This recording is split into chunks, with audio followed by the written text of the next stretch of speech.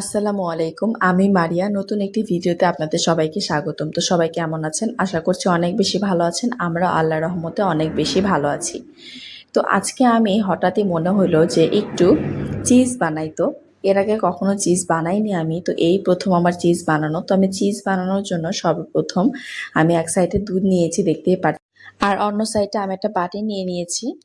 তো এই বাটিতে এখন আমি এই তো এখানে আমি নিয়েছি ভিনেগার। তো ভিনেগার দিয়ে দুধটার তো ছানা কাটতে হবে। তো এই কারণে আমি এখানে এই ভিনেগারের যে শিপিটা আছে শিপিটা দিয়ে আমি এখানে 2 শিপির মতন হচ্ছে ভিনেগার নিয়ে নিয়েছি, আর 2 শিপির মতন এখানে পানি দিয়েছি। দিয়ে এটাকে সুন্দর করে আমি একদম মিক্সড করে নিয়েছি। আর এদিকে চুলার জালটা জ্বালিয়ে দিয়েছি দুধের। তো এই দুধটা আমি একদম হালকা উষ্ণ গরম করে নিব, শুধু নোকটা যেন সহ্য পায় এরকম। তো করে আমি চুলার জালটা বন্ধ করে দিয়েছি। দিয়ে এখানে ওই ভিনেগারের মিশ্রণটা আমি দিয়ে দিলাম।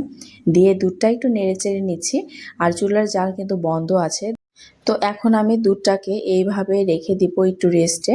তো দুধটা অনেকক্ষণ আমি প্রায় 10 মিনিটের মতন রেখে দিয়েছি। তারপরে দেখুন কত সুন্দর ছানা কেটে গিয়েছে।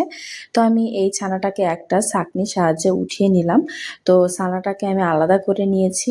আর এই যে দুধের যে ছানাটা কাটার পরে যে পানিটা থাকে আর কি, দুধের মতন আর কি, এই পানিটা আমি ফেলে দিব না। এই পানিটা দিয়ে রুটি পরোটা করলে অনেক বেশি সফট হয়। তো এই পানিটা আমি ফ্রিজে সংরক্ষণ করে রেখে দিয়েছি।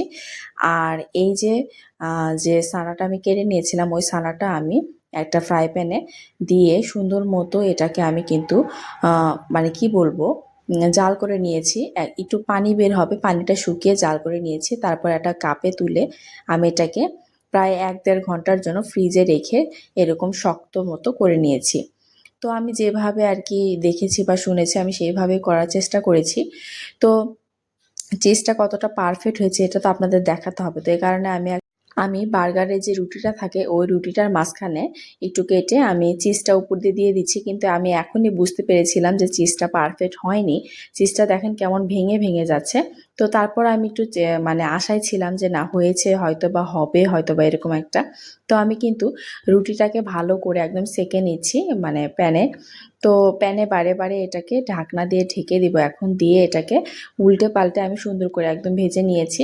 তো এখন এটা কেটে দেখার পালা। তো আমি এটা কাটছিলাম, ভাবছিলাম হয়তোবা হয়েছে, চিজ হয়তোবা হয়েছে।